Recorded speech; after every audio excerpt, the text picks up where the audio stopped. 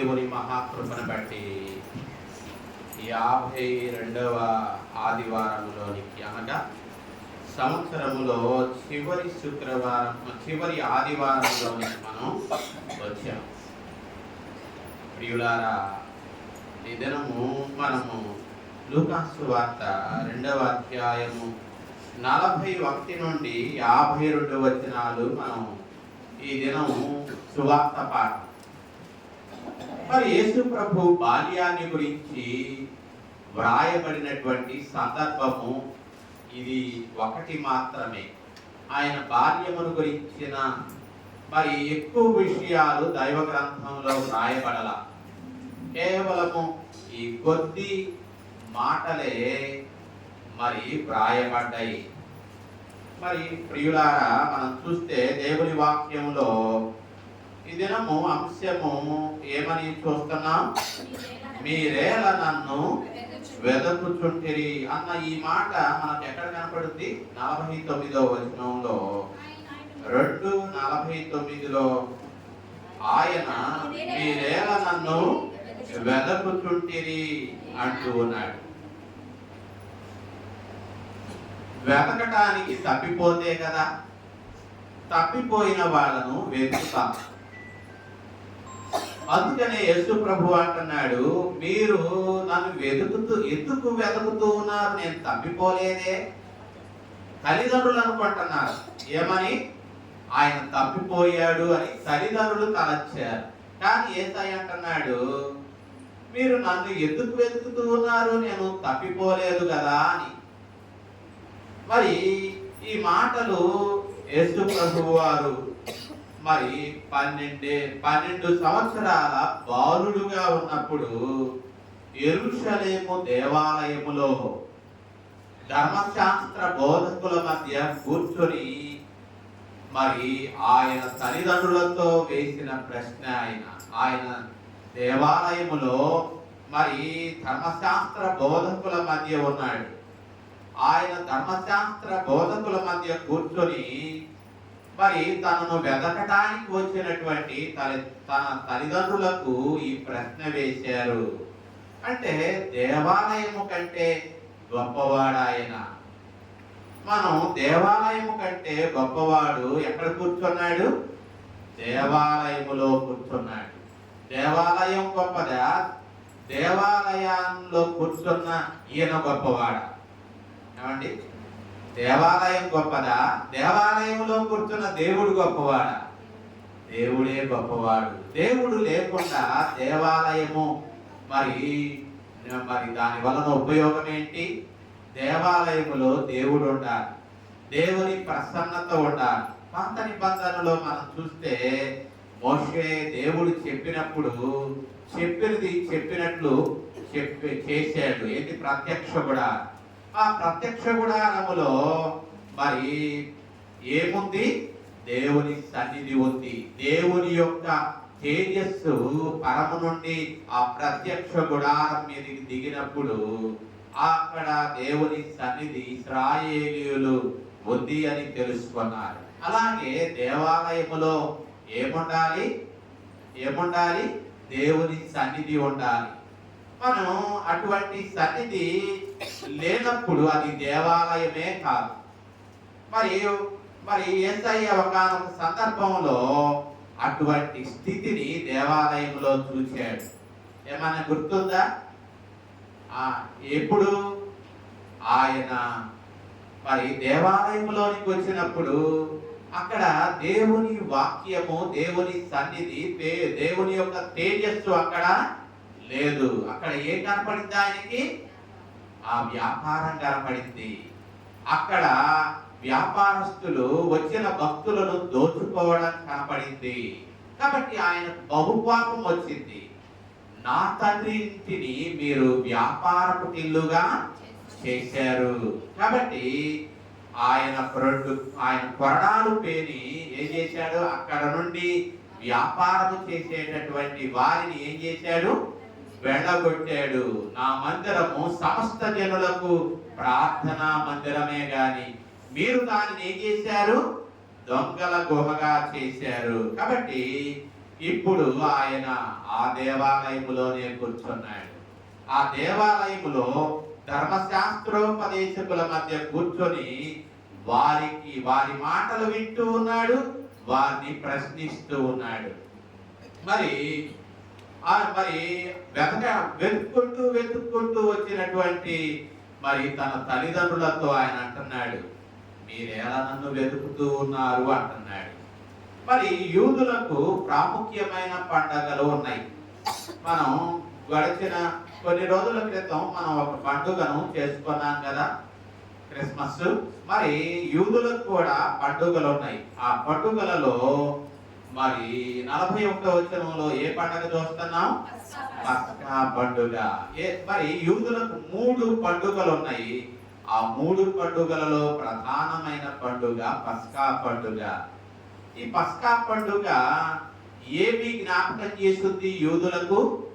వారు ఐగుప్తులో నుండి దేవుడు ఏ రీతిగా వారిని విడిపించి మరి పాలు తేనెలు ప్రవహించే దేశానికి వారిని నడిపించాడో అన్న విషయాన్ని ఈ పస్కా పండుగ, పస్కా అంటే పాస్ ఓవర్ అని అర్థం, దాటి వెళ్ళుట.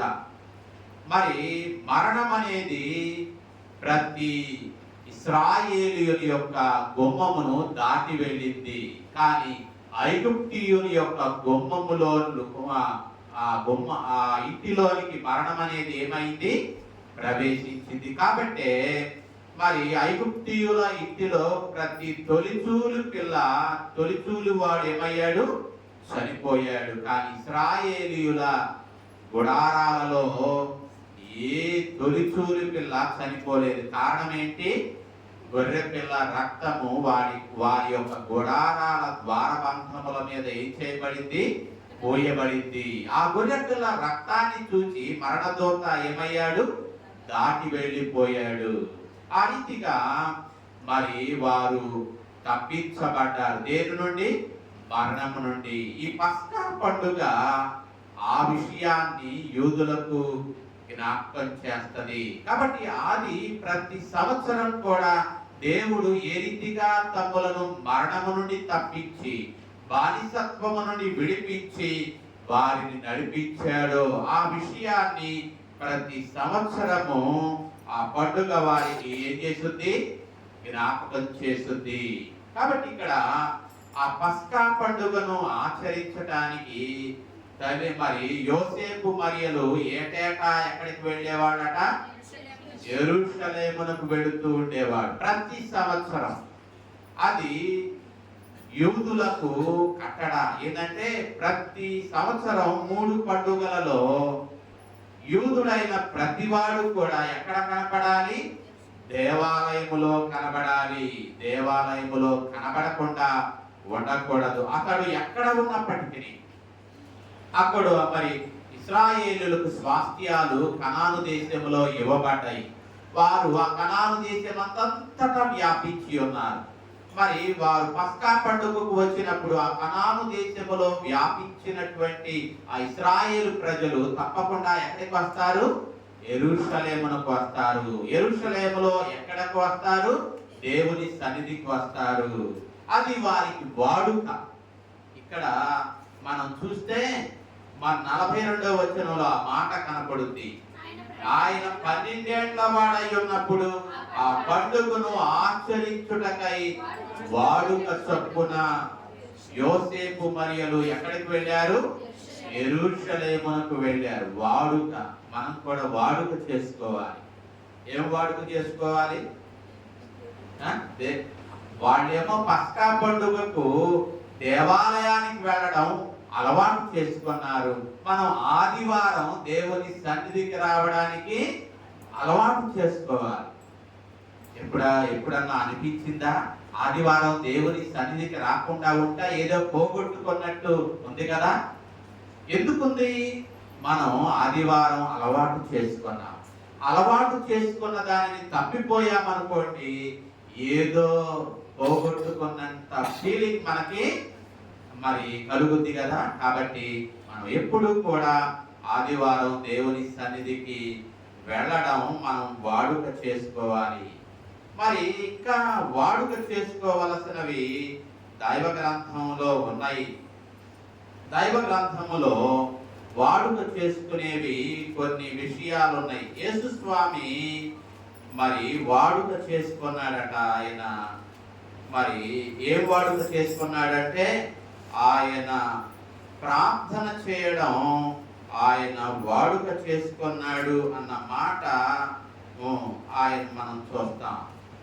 లూకాసు వార్తలో 22వ అధ్యాయంలో 39వ వచనంలో, తరువాత ఆయన బయలుదేరి తన వాడుక చొప్పున ఒలీవల కొండకు వెళ్ళగా, అది యేసయ్య వాడుక చేసుకున్నాడు, అలవాటు చేసుకున్నాడు. ఏం అలవాటు చేసుకున్నాడు?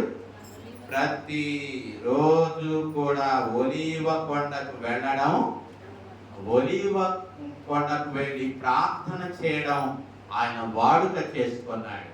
మనం కూడా ప్రతిరోజు మరి ఆదివారం అయితే ఆ దేవుని సన్నిధికి రావడానికి మనం అలవాటు చేసుకోవాలి. మరి ప్రతిదినము ప్రార్థన చేయడానికి మనం అలవాటు చేసుకోవాలి. దేవుడే ఆయన అలవాటు చేసుకున్నప్పుడు మనుషులమైన మనం మరి ఎంత ఆవశ్యకత ఉంది. ప్రతిదినము దేవుని పాదాల దగ్గర గడిపే ఆవశ్యకత మనకు ఎంతైనా ఉంది కదా. కాబట్టి దానిని కూడా మనం వాడుక చేసుకుందాం. ఇక్కడ మనం చూస్తే ప్రియులారా, వారు యెరూషలేములోనికి పండుగ ఆచరించడానికి వారు వాడుక చేసుకున్నారు. అందును బట్టి ప్రతి సంవత్సరం కూడా యోసేపు మరియలు పండుగ ఆచరించడానికి యెరూషలేమునకు వచ్చేవారు. యేసు ప్రభు వారు కూడా వెంట పెట్టుకొని ఆ 12 ఏళ్ల ప్రాయంలో ఉన్నప్పుడు ఆయనను తీసుకొని వారు యెరూషలేము పట్టణానికి వెళ్ళారు. పండుగ అయిపోయింది. పండుగ అయిపోయిన తర్వాత యోసేపు మరియలు యెరూషలేమునకు నుండి ప్రయాణమై మరలా ఎక్కడికి వెళుతున్నారు? ఎక్కడి నుండి వచ్చారో అక్కడికి వెళుతున్నారు. ఎక్కడికి వెళుతున్నారు? వాళ్ళు మళ్ళా నజరేతులకు వెళుతున్నారు. ఆ మాట మనం ఎక్కడ చదువుతాం? 51వ వచనంలో. వారు యెరూషలేము నుండి ఎక్కడికి వచ్చారట? నజరేతులకు వచ్చి అన్న మాట మనకు కనపడుతుంది. అంటే యెరూషలేము నుండి నజరేతుకు 90 మైళ్ళ దూరం, 90 మైళ్ళ దూరం వారు ప్రయాణం చేయవలసి ఉంది. మరి ఆ రోజుల్లో మరి గుంపులుగా వాళ్ళు వెళుతూ ఉండేటటువంటి వారు. ఒక ప్రదేశం నుండి మరి ఒక ప్రదేశానికి ఒంటరి ప్రయాణం చేసేవాడు కాదు. వాళ్ళు గుంపులుగా వెళుతూ ఉండేటటువంటి వారు. మరి ఎందుకంటే ఆ రోజుల్లో దారి దోపిడీ చేసేవాళ్ళు ఎక్కువగా ఉండేవాడు. దారిలో దోపిడిగా అంటారు. ఒంటరిగా వెళితే ఏం చేసేవాళ్ళు? దోపిడీ చేసి వారిని కొట్టి వదిలిపెట్టేవాడు. కాబట్టి మనకు మరి బైబిల్లో ఒక వ్యక్తి యెరూషలేము నుండి యెరికోకు వెళుతూ ఉన్నప్పుడు దొంగలు ఏం చేశారు? ఆ వ్యక్తిని ఏం చేశారు? మరి అతని దగ్గర నుండి ఉన్న వాటిని దోచుకొని కొట్టి కొరప్రాణముతో విడిచిపెట్టినట్లుగా మనం సువార్తలలో చూస్తాం. మరి ఇక్కడ అందుకనే ప్రజలు గుంపులుగా మరి యెరూషలేము నుండి మరి నజరేతుకు పండగ అయిపోయింది. యెరూషలేము నుండి మరలా వారి గ్రామాలకు ఏం చేస్తున్నారు? వెళుతూ ఉన్నారు. వెళుతూ ఉన్న సందర్భంలో యోసేపు మరియలు కూడా యెరూషలేము నుండి నజరేతుకు ప్రయాణమై వెళుతూ ఉన్నారు. ఈ మధ్య దూరం ఎంత అనుకున్నాం? 90 మైళ్ళ దూరం. వాళ్ళు గుంపుగా వెళుతూ ఉన్నారు. గుంపులుగా వెళుతూ ఉన్నప్పుడు వాళ్ళు అనుకున్నారు, ఈ గుంపులో ఎక్కడో ఒక చోట ఆయన ఉన్నాడులే అనుకున్నారు. 12 ఏళ్ల ప్రాయములో ఉన్నటువంటి తమ బాలుడైనటువంటి యేసయ్య ఈ గుంపులో ఏదో ఒక గుంపులో ఉన్నాడు అని వాళ్ళు ఒక దిన ప్రయాణం ఏం చేశారు? వాడు సాగిపోయారు. వాడు ఒక దిన ప్రయాణం తరువాత, ఒక చీకటి పడిన తరువాత ఒక చోట ఆగారు. ఆగినప్పుడు ఆ గుంపులలో ఎక్కడ కూడా వారికి యేసు ప్రభు కనపడలేదు. కాబట్టి వాళ్ళు మరి ఏమి తెలుసుకున్నారు? బహుశా ఆ పండుగలో ఆయన తప్పిపోయాడు అని తెలుసుకున్నారు. తెలుసుకొని వారు బాధతో, అయ్యో ఎక్కడ తప్పిపోయాడు, ఈ పండుగలో ఎక్కడ తప్పిపోయాడన్న బాధతో, దుఃఖముతో వారు తిరిగి మరలా యెరూషలేమునకు ఏం చేశారు? ప్రయాణమై వెళుతూ ఉన్నారు. వారు ఆ యెరూషలేములో వెతుకుతూ వెతుకుతూ వెతుకుతూ ఎక్కడికి వచ్చారు? దేవాలయములోనికి వచ్చారు. దేవాలయములోనికి వచ్చేసరికి యేసు ప్రభు వారు దేవాలయములో ధర్మశాస్త్రోపదేశకుల మధ్య కూర్చున్నాడు. 12 ఏళ్ల ప్రాయములో ఉన్నటువంటి బిడ్డ తల్లిదండ్రులు కనపడిపోతే, సాధారణంగా బిడ్డ నిజంగా తప్పిపోతే, తల్లిదండ్రులు కనబడకపోతే ఆ ప్రాయములో బిడ్డలు ఏమవుతారు? ఏడుస్తారు. వాళ్ళు కంగారు పడుతుంటారు.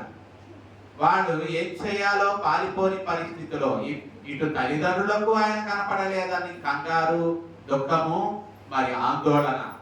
కానీ యేసు ప్రభువుకి ఎటువంటి కంగారు మనకు కనబడాయో, తల్లిదండ్రులు లేరే అన్న కంగారు ఆయనకు లేదు.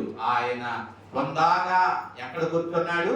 ధర్మశాస్త్రోపదేశకుల మధ్య కొందాగా కూర్చొని ఆయన వారిని ప్రశ్నిస్తూ ఉన్నాడు. వారు చెప్పే మాటలు ఆయన వింటూ ఉన్నాడు. దేవాలయమే ఆయన స్వంత గృహంగా భావించి ఆయన కూర్చోవడం తల్లిదండ్రులు గమనించారు. అంత ఫ్రీగా నజరేతులో కూడా లేడు ఆయన. కానీ దేవాలయములో ఆయన ఎటువంటి భయము లేకుండా, బెరుకు లేకుండా, దుఃఖము లేకుండా, బాధ లేకుండా ఆయన ఇంటిలో ఉన్నట్టే ఆయన దేవాలయములో కూర్చొని ఏం చేస్తున్నాడు? వారి మాటలను వింటూ వారిని ప్రశ్నిస్తూ ఉన్నాడు. ఆ మాటలు విన్నటువంటి అక్కడ ధర్మశాస్త్రోపదేశకులకి, ఆ మాటలు విన్నటువంటి తల్లిదండ్రులకు ఏం కలిగింది? ఆ మాటలు 47వ వచనంలో, ఆయన మాటలు వినిన వారందరూ ఆయన ప్రజ్ఞకును ప్రత్యుత్తరములకును విస్మయముందిరి. చివరికి 48వ వచనంలో ఆయన తల్లిదండ్రులు ఆయన చూసి మిక్కిలి ఆశ్చర్యపడ్డారు. బిడ్డ ఎక్కడున్నాడు? తప్పిపోయాడు, ఏడుస్తూ ఉన్నాడేమో, బాధపడుతున్నాడేమో, అయ్యో కేకలు పెడుతున్నాడేమో అనుకున్నారు. కానీ యేసయ్య కొందాక ఎక్కడ కూర్చున్నాడు?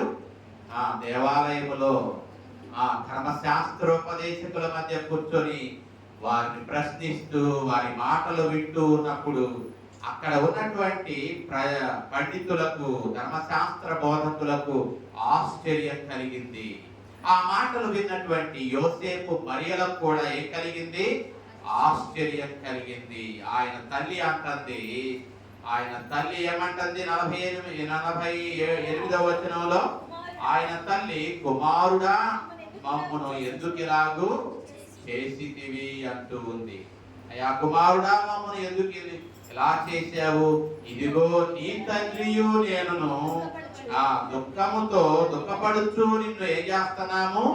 వెతుకుతూ ఉన్నాం. నీ తండ్రి నేను దుఃఖపడ్డాం, నిన్ను వెతుకుతూ ఉన్నాం, ఆందోళనతో వెతుకుతూ ఉన్నాం అని చెప్పినప్పుడు యేసయ్య అంటున్నాడు 49వ వచనంలో, మీరేలా నన్ను వెతుకుచుంటిరి? మరి మీరెందుకు వెతుకుతూ ఉన్నారు? నేను తప్పిపోయాను అనుకుంటున్నారా? ఆయన తప్పిపోవడానికి ఆయన మనుష్యుడు కాదే. ఆయన తప్పిపోవడానికి ఆయన ఎవరు? ఆయన ఎవరో మరియకు తెలియదా? గాబ్రియేలు దూత వచ్చి, నీకు పుట్టబోవు శిశువు దేవుని కుమారుడు అనబడతాడు, సర్వోన్నతుని దేవుని కుమారుడు అనబడతాడు అన్న విషయం మరియా ఒకవేళ ఏమైంది? మరిచిపోయిందేమో.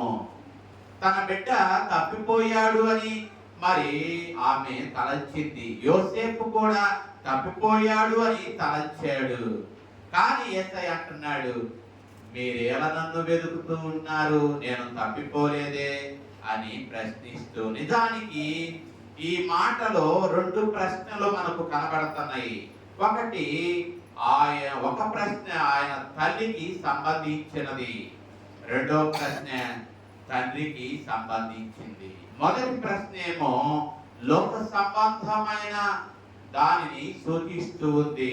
రెండో ప్రశ్న పరలోకపు పనిని గురించి తెలియచేస్తుంది. మరియా యోసేపు యేసయ్యను యేసును గురించి ఇక్కడ మనం చూస్తే ప్రియులారా, మరియా యోసేపును గురించి యేసు ప్రభువుతో ఏమంటుంది, యోసేపుతో ఏమంటుంది? అక్కడ మనం చూస్తే యోసేపుని నేనును తండ్రి వెతుకుతూ ఉన్నాము అంటుంది కదా.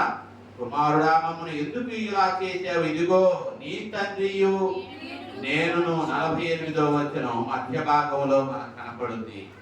నేను నీ తండ్రి నిన్ను ఏం చేస్తున్నాము? వెతుకుతూ ఉన్నాము అని చెప్తూ ఉంది. అయితే యేసు ప్రభు వారు ఏమంటున్నాడు? యేసు ప్రభు వారు 49వ వచనంలో నా తండ్రి పనుల మీద ఉండవలనని మీరెరుగరా అంటే యేసయ్య పరోక్షంగా ఏమంటున్నాడంటే ఈయన నా తండ్రి కాదు, నా తండ్రి ఉన్నాడు, ఆ తండ్రి పని మీద నేను ఉన్నాను అంటూ ఉన్నాడు. అంటే మరియ యోసేపులు యెరూషలేమునకు ఎందుకు వచ్చారు? వారు పండగ ఆచరించటానికి. మనం 42వ వచనంలో ఆ పండుగ ఆచరించుటకై యెరూషలేమునకు వచ్చారు యోసేపు మరియలు. కానీ యేసు ప్రభువు వారు పండగ ఆచరించటానికి యెరూషలేమునకు రాలేదు. ఆయన ఎందుకు వచ్చాడు? ఆయన ఎందుకు వచ్చాడు? నా తండ్రి పని నేను చేయవలసి ఉంది. ఆ తండ్రి పని చేయడానికే నేను యెరూషలేమునకు వచ్చాను. అలా అంతేగాని మీలాగా నేను పండగను ఆచరించడానికి కాదు నేను వచ్చింది. నేను నా తండ్రి పనుల మీద నేను వచ్చాను అని చెప్పి వారికి ఆయన చెప్తూ ఉన్నాడు. వారికి ఆ మాటలు అర్థం కాలేదు కదా. 50వ వచనంలో ఆయన తమతో చెప్పిన మాట వారు గ్రహించారా? గ్రహించలేదు వాళ్ళు. కాబట్టి ప్రియులారా, వారికి అర్థం కాలేదు. నా తండ్రి పని మీద నేను వచ్చాను అన్న మాట వాళ్ళకి అర్థం కాలేదు. ప్రియులారా, నిజంగా యేసు స్వామి తండ్రి పని మీదే ఈ లోకానికి వచ్చాడు. తండ్రి పనిని నెరవేర్చటమే నాకు ఆహారము పానీయము అన్నాడు కదా. యోహాను సువార్తలో మీకు తెలియని ఆహారం నా దగ్గర ఉంది సమరయ స్త్రీతో మాట్లాడుతూ ఉన్నాడు. శిష్యులేమో ఆహారము తీసుకురావడానికి ఊరిలోనికి వెళ్ళారు.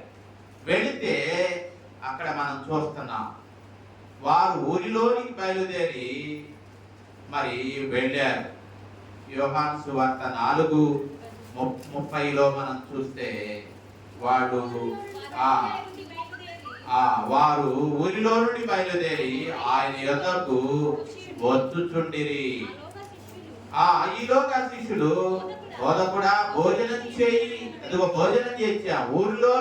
ఊరిలోనికి వెళ్ళి ఏం తెచ్చాం? భోజనం తెచ్చాము అంటున్నారు. అందుకు ఆయన 32వ వచనంలో భుజించుటకు మీకు తెలియని ఆహారము నాకు ఉంది అని వారితో చెప్తే వారు అనుకుంటున్నారు, ఒకవేళ ఊరిలోనికి మనం వెళ్ళినప్పుడు ఎవరైనా ఈయనకి ఏమైనా ఇచ్చారేమో ఏమైనా ఇచ్చారేమో అనుకుంటుంటే 34వ వచనంలో యేసయ్య అంటున్నాడు, నన్ను పంపిన వాని చిత్తమును నెరవేర్చటము ఆయన పని దొదముట్టించటము నాకు ఆహారం అయ్యింది. కాబట్టి ప్రియులారా, యేసయ్య ఏ పని మీద వచ్చాడు? తండ్రి పనిని చేయడానికి వచ్చాడు. ఆ పనిని చేయడమే నాకు ఆహారము పానీయము అంటున్నాడు. ఇప్పుడు ఆ పని ఆయన ఎప్పుడు చేస్తున్నాడు? 12 ప్రాయములో ఉన్నప్పుడే 12 ప్రాయములో ఉన్నప్పుడే తండ్రి ఏ పని కొరకైతే పంపించాడో ఆ పని పట్ల ఆయన శ్రద్ధ గలవాడుగా ఉన్నాడు. కాబట్టి ప్రియులారా, మరి తండ్రి పంపించాడు, తండ్రి పని చేయడానికి మరి కుమారుడు సిద్ధముగా ఉన్నాడు. మనలను కూడా దేవుడు ఏం చేశాడు? ఈ భూమి మీద పంపించాడు, ఒక పని మీద పంపించాడు, ఒక ఉద్దేశంతో పంపించాడు. మరి ఆ ఉద్దేశము, ఆ పని మనం యేసయ్యలాగా చేయడానికి సిద్ధంగా ఉన్నామా? సిద్ధంగా ఉన్నామా లేక సిద్ధంగా లేమా? ఏమండి, నన్ను పంపించడానికి ఒక ఉద్దేశం ఉంది ఆయనకి. ఆ పనిని నేను చేయాలి, నా పనిని మీరు చేయలేరు. అలాగే మిమ్మల్ని ఈ లోకానికి దేవుడు పంపించాడు. మీ పట్ల, మీ ఒక్కొక్కరి పట్ల దేవునికి ఒక్కో పని ఉంది. ఆ పని మనం ఏం చేయాలా? అయ్యా, నా పట్ల కూడా నీవు ఈ లోకానికి పంపావు, నీ స్వరూపములో నన్ను పంపావు, నీ ఆత్మనిచ్చి నన్ను పంపావు. మరి నా పట్ల కూడా నీ ఒక పనిని కలిగి ఉన్నావు. ఆ పనిని నేను కూడా చేయడానికి నాకు తెలియచేయి. మరి సంసోనును మరి దేవుడు పంపించాడు. ఎందుకంటే ఫిలిష్తీయుల బారి నుండి ఇశ్రాయేలీయులను ఏం చేయడానికి? విడిపించడానికి. మరి సంసోను ఆ పని చివరి వరకు గుర్తు పెట్టుకున్నాడా? మర్చిపోయాడు. ఏమండి, మర్చిపోయాడు. శరీరాశలకు చోటిచ్చి దేవుడు ఏ పని అయితే తనకు ఇచ్చాడో, ఏ పని అయితే కొరకైతే పంపించాడో ఆ పనిని మర్చిపోయి ఆ శరీర ఇచ్ఛలకు చోటిచ్చి ఏం చేశాడు? ఆ దేవుని పని మర్చిపోయాడు. కాబట్టి ప్రియులారా, మనం అలాగూ సంసోనులాగా మనం దేవుని పని మర్చిపోకూడదు. యేసయ్య మర్చిపోయాడా? 12 ప్రాయములో ఉండి కూడా, చిన్న భార్య ప్రాయములో ఉండి కూడా ఆయన తండ్రి పని మర్చిపోలేదే. నా తండ్రి పనుల మీద నేను ఉండాలి అని మీకు తెలియదా అంటున్నాడే. కాబట్టి మనం కూడా ఆ ఆశ కలిగి ఉండాలి. దేవుడు మన పట్ల ఏ పని కలిగి ఉన్నాడో ఆ పనిని మనం తెలుసుకొని ఆ పనిని నెరవేర్చడానికి మనం కూడా ఆశ కలిగి ఉండాలి. కాబట్టి ప్రియులారా, ఆయన తప్పిపోలేదండి. యోసేపు మరియలు తలంచినట్లు ఆయన తప్పిపోలేదు. ఆయనను వెదకాల్సిన పని కూడా లేదు. యోసేపు మరియలు ఆయన వెదకాల్సిన పని లేదు. ఒకవేళ నిజంగా ఈయన దైవ కుమారుడు అని మరి వారు తెలిసి ఉన్నట్టయితే, వారు జ్ఞాపకం ఉన్నట్టయితే, వారు ఆయనను వెతికేవారు కాదు. ఆయన దేవుని కుమారుడు కదా, ఆయనను ఎందుకు మనం వెతకాలి అని అనుకునేవాళ్లే. కానీ వారు ఆ సంగతిని బహుశా మరిచిపోయారు, వెతుకుతూ ఉన్నారు. ప్రియులారా, ఆనాడు యోసేపు మరియలు వెతికినట్లు ఈనాడు కూడా మనుషులు వెతుకుతూ ఉన్నారు. దేని కొరకు? నిజ దేవుణ్ణి ఎక్కడ కనుగొనగలమా అని మనుషులు కూడా ఈ రోజుల్లో వెతుకుతూ ఉన్నారు. మరి ఇక్కడ సత్యవంతుడు ఇక్కడ దొరుకుతాడా, అక్కడ దొరుకుతాడా? రకరకాల మార్గాలు లోకములో మనకు కనబడుతున్నాయి కదా. ఏ మార్గములో నిజదేవుడు ఉన్నాడు అని మనుషులు ఈ రోజుల్లో కూడా ఏం చేస్తున్నారు? వెతుకుతూ ఉన్నారు. ఒకనాడు సాధు సుందర్ సింగ్ మరి నిజదేవుడు ఉన్నట్టయితే నాకు కనబడాలి అని మరి అతడు ఒక గదిలోనికి వెళ్ళి దేవుణ్ణి అడుగుతూ ఉన్నాడు. నిజదేవుడు ఉన్నాడా? అసలు నిజదేవుడు ఉంటే ఆయన నాకు ప్రత్యక్షపరచుకోవాలి అని చెప్పి ఒక గదిలో ఉండి సాధు సుందర్ సింగ్ వెతుకుతూ ఉన్నాడు. మరి ప్రియులారా, మరి సాధు సుందర్ సింగ్ వాస్తవానికి చనిపోవడానికి, ఆత్మహత్య చేసుకోవడానికి వెళ్ళాడు. అతనికి ఒక మాట, అక్కడ దైవ గ్రంథములోని మాట అతనికి కనబడింది. ఆ మాట చదివాడు. ఆ మాట అతనిని, దేవుని మాట అతనిని మరలా చనిపోకుండా నిజదేవుడు ఎవరా అని వెతకాలి అన్న మనస్సు అతనిలో కలిగించింది. ఆ వ్యక్తి ఆత్మహత్యను మరి అతడు ఏం చేశాడు? ఆత్మహత్య చేసుకోవడం మానివేసి ఒక గదిలోనికి వెళ్ళాడు. గదిలోనికి వెళ్ళి నిజదేవుడు ఎవరా అని వెతికాడు. వెతికినప్పుడు ఆ గదిలో దేవుడు అతనికి ఏమయ్యాడు? ఆయన సిలువ వేయబడినటువంటి యేసుక్రీస్తు అతనికి ప్రత్యక్షపరచబడ్డాడు. అప్పుడు తెలుసుకున్నాడు సాధు సుందర్సి, నిజంగా మరి యేసుక్రీస్తే నిజమైన దేవుడు అని తెలుసుకొని అప్పటి నుండి అతడు ఏం చేశాడు? యేసుక్రీస్తును వెంబడించటం ప్రారంభించాడు. తన బ్రతుకు కాలమంతా సుందర్ సింగ్ ప్రభువును వెంబడించాడు. కాబట్టి ప్రియులారా, మరి సుందర్ సింగ్ ఎలాగ వెతికాడో మనం కూడా పూర్ణ హృదయముతో మీరు నన్ను వెతికిన ఎడల మీరు నన్ను ఏం చేస్తారు? కనుగొంటారు. మరి సాధు సుందర్ సింగ్ ఒకప్పుడు వెతికాడు, నిజదేవుడు ఎవరా అని వెతికి కనుగొన్నాడు. కనుగొనినటువంటి సుందర్ సింగ్ ఏమంటున్నాడు? I have decided to follow Jesus.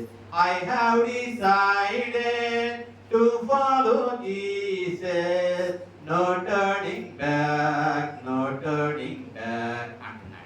ఏమంటున్నాడు? యేసుతో వెళ్ళా నే తీర్మానించేదెన్. యేసుతో వెళ్ళా నే తీర్మానించేదెన్. యేసుతో వెళ్ళా నే తీర్మానించేదెన్. వెనుదీయను. యేసుతో వెళ్ళాలి అని తీర్మానించుకున్నాను. ఇక నేను ఎన్నడూ ఏం చేయను? వెనుదిరగను.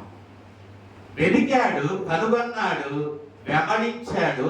తాను ప్రాణమున్నంత వరకు వెంబడించాడు, వెనుదిరగలేదు. మరి ఈ దినం మనం కూడా సాధు సుందర్ సింగ్ లాగా వెతికితే ఆయనను మనం ఏం చేస్తాం? కనుగొంటాం. కనుగొనిన మనం ఆయనను ఏం చేయకూడదు? వెనుదీయకుండా నాగటి మీద చేయి వేసి వెనుతట్టు చూచువాడు దేవుని రాజ్యములో ఎమవడు ప్రవేశించలేడు. మనం ప్రభువును విశ్వసించాం. ఎన్ని శోధనలు వచ్చినా, ఎన్ని శ్రమలు వచ్చినా మనం ఏం చేయొద్దు? వెనుదీయద్దు. కాబట్టి ప్రియులారా, ఆనాడు యోసేపు మరియలు వెతికారు. మనం కూడా మరి ఆయనను వెతకాలి. ఆయన మతంలో ఈ రోజుల్లో అనేకులు మతంలో వెతుకుతూ ఉన్నారు, ఎక్కడెక్కడో వెతుకుతూ ఉన్నారు. నాగపట్నంకి వెళ్ళి వెతుకుతూ ఉన్నారు, గుడదలు వెళ్ళి వెతుకుతూ ఉన్నారు, పెరకపురం వెళ్ళి వెతుకుతూ ఉన్నారు. ఏమండి, అంతంత దూరాలు మనం వెళ్ళాలా వెతకటానికి? ఆయన అంటున్నాడు, ఇదిగో నీ నోట ఆయన ఎలా ఉన్నాడు? నీ పెదవుల దగ్గర, నీ నోటనే ఆయన ఉన్నాడు, నీకు సమీపంగా ఉన్నాడు. కాబట్టి నీవు మనసారా దేవునిని ప్రార్థన చేస్తే, ఆయనను వెతికితే ఆయన నీకు బహు సమీపములో ఉన్నాడు. కాబట్టి ఆయనను వెతకలేవు. ఆయనను వెతకలేవు. ఎక్కడ ఉన్నాడని ఆయనను వెతుకుతావు? ఆయన సర్వాంతర్యామి. ఆయన ఎవరు? సర్వాంతర్యామి. సర్వాంతర్యామి అయిన దేవుణ్ణి నీవు ఎక్కడ ఉన్నావో అని వెతుకుతావు. నీవు మనసారా నీవు హృదయాన్ని తెరిచి వెతికితే నీ దగ్గరే ఉన్నాడు ఆయన అంతటా ఉన్నవాడు. కాబట్టి నువ్వు మనసారా వెతికితే నీ దగ్గరే ఉంటాడు. కాబట్టి నువ్వు ఎక్కడెక్కడికో వెళ్ళాల్సిన పని లేదు. డబ్బులు ఖర్చు పెట్టి ప్రయాణ పడలేకతో నువ్వు ఎక్కడికెక్కడికో వెళ్ళాల్సిన పని లేదు. ఆయనే వెతుక్కుంటూ వచ్చాడు కదా. క్రిస్మస్ లో మనం పోయిన మరి రోజుల్లో మనం ఆయన వెతుక్కుంటూ వచ్చాడు. మనం ఆయనను వెతికినా కనుగొనలేమని తెలిసి ఆయనే మనల్ని ఏం చేశాడు? వెతుక్కుంటూ వచ్చాడు. కాబట్టి మరి ప్రియులారా, ఆయన యందు విశ్వాసం ఉంచినట్లయితే నిజంగా ఆయనను కనుగొంటాం. కాబట్టి ప్రభునందు ప్రియులారా, మరియ యోసేపులు ఆయన ఎక్కడ కనుగొన్నారు? దేవాలయంలో కనుగొన్నారు. నువ్వు ఎక్కడ కనుగొంటావు ఆయనను? నువ్వు ఒక దేవాలయంలోనే కాదు, నువ్వు మనసారా ఆయనను వేడుకుంటే, అది నీ ఇంటిలోనైనా, నీ గదిలోనైనా, నువ్వు ఎక్కడ ఉన్నా మనసారా ఆయనను వేడుకుంటే ఆయనను నీవు కనుగొనగలుగుతావు. అది ఈ దినము మరి సువార్త పాఠం మనకు నేర్పుతూ ఉంది. కాబట్టి ప్రియులారా, ఆయనను వెతుకుదాం. మరి మనం ఎక్కడ ఉన్నాం? మనం సంవత్సరంలో చివరి ఆదివారంలో ఉన్నాం. ఈ చివరి వారంలోనైనా మనం ఆయనను వెతుకుదాం. దేవుని చిత్తమైతే ఇంకా రెండు రోజుల్లో మనకు ఏమవుతుంది? వాళ్ళ 29 కదా, 30 2 రోజులే ఈ సంవత్సరం మరి దొరికిపోవడానికి. నూతన సంవత్సరంలోనైనా మరి ఈ 2 రోజుల్లో మరి ఈ సమయంలోనైనా మరి ఆయనను వెతికి కనుగొని నూతన సంవత్సరంలో ఆ కనుగొనిన ఆయనను మనము మరి కలిగి ఆయనను వెంబడించేవారుగా ఉండాలి. అది దినము మనకు సువార్త పాఠం నేర్పుతూ ఉంది. ఇంకా మనం చూస్తే ప్రియులారా, సమూయేలు మొదటి గ్రంథంలో మొదటి అధ్యాయం మనం చదువుకున్నాం కదా. అక్కడ మరి హన్నా ఏం చేసింది? దేవాలయానికి వెళ్ళింది. దేవాలయములో ఆమె వెతికింది. ఏం వెతికింది? తన అక్కర కొరకు దేవునిని వెతికింది. ఆమె తన హృదయాన్ని దేవుని సన్నిధిలో ఏం చేసింది? గుమ్మరించింది, వెతికింది. అయ్యా, నీ సన్నిధిలో తప్ప నా అక్కర వెతికే తావు మరి ఒక చోటు లేదు.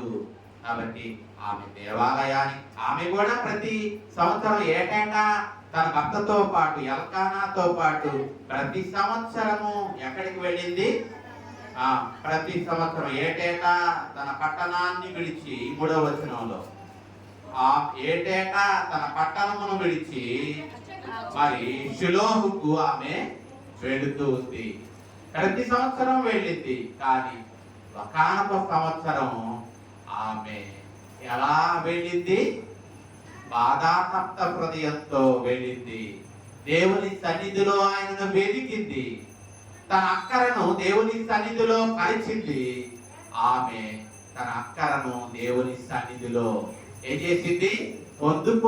పొందుకున్నాను అని నమ్మి ఆ నాట నుండి ఆమె 18వ వచనంలో ఆ నాట నుండి దుఃఖముఖిగా ఉండడం మానింది. ఎప్పుడు కూడా భోజనం చేసేది కాదు, దుఃఖంగా ఏడుస్తూనే ఉండేది. కానీ తన అక్కరను దేవుని సన్నిధిలోని చెప్పుకుంది. దేవుడు విన్నాడు అని నమ్మింది. నమ్మి ఆమెకు దుఃఖంగా ఉండడం మానివేసింది. అప్పుడు దేవుడు 19వ వచనం చివరిలో యెహోవా ఆమెను ఏం చేశాడు? ఆమె నమ్మింది కాబట్టి దేవుడు ఆమెను జ్ఞాపకం చేసుకున్నాడు. అన్న గర్భము ధరించి దినాలు నిండినప్పుడు ఒక కుమారుణ్ణి పొందుకుంది. ఆ కుమారునికి సమూయేలు అని పేరు పెట్టింది. 26వ వచనంలో దేవుని సేవకుని దగ్గరకు వచ్చింది. నా ఏలినవాడా, నీ యొద్ద నిలిచి యెహోవాను వేడుకొనినటువంటి స్త్రీని నేనే. ఇదిగో వేడుకొనిన దానికి ప్రతిఫలము ఈ బిడ్డ అని చెప్పి ఆమె దేవుని సన్నిధిలో ఆ బిడ్డను ఏం చేసింది? ప్రతిష్ఠించుకుంది. కాబట్టి ప్రియులారా, ఈ చివరి ఆదివారమైన హన్నావలే దేవుని సన్నిధికి వచ్చి నీ అక్కర చెప్పుకున్నట్టయితే, నీ అక్కర నీవు చెప్పుకున్నట్టయితే, అయ్యా నా నా నా జీవితంలో వెలితి ఇదయ్యా, నీవు తప్ప నా వెలితిని తీర్చగలవారు ఎవరు లేరయ్యా అని నీ హృదయమారా దేవుని సన్నిధిలో చెప్పుకుంటే నీ వెలితిని తీర్చగల దేవుడు. అన్నా వెలితిని తీర్చిన దేవుడు నీ వెలితిని తీర్చడానికి ఆయన సిద్ధంగా ఉన్నాడు. కానీ నీవు చెప్పుకోవడానికే ఆలసిస్తూ ఉన్నావు. కాబట్టి చెప్పుకుందాం.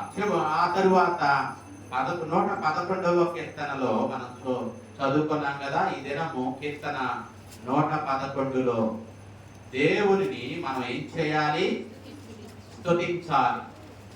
ఆ ప్రజలందరి ఎదుట ఆయనను స్తుతించాలి. ఎందుకంటే ఆయన కార్యాలు గొప్ప కార్యాలు, ఆయన క్రియలు గొప్పవి.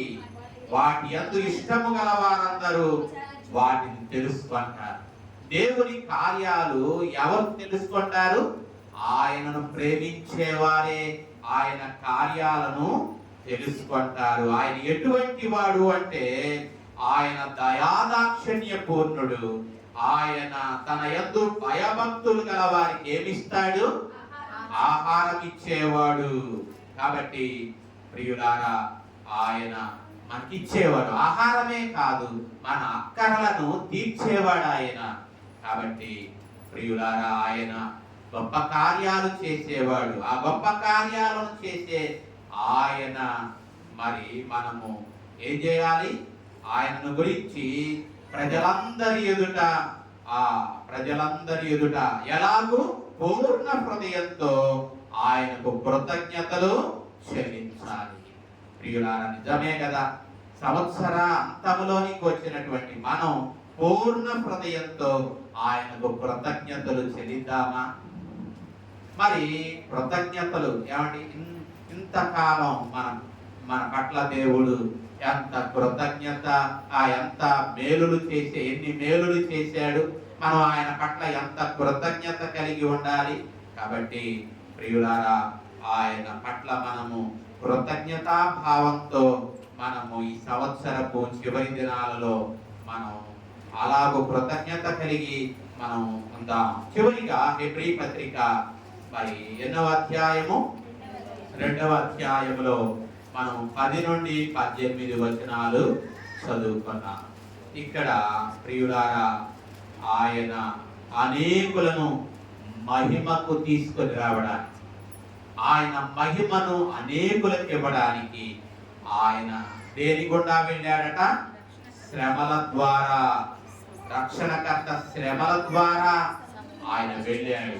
ఆయన శ్రమను మన కొరకు పొందాడు. ఎందుకంటే తన మహిమను మనకి ఇవ్వడానికి ఆయన శ్రమలను అనుభవించాడు.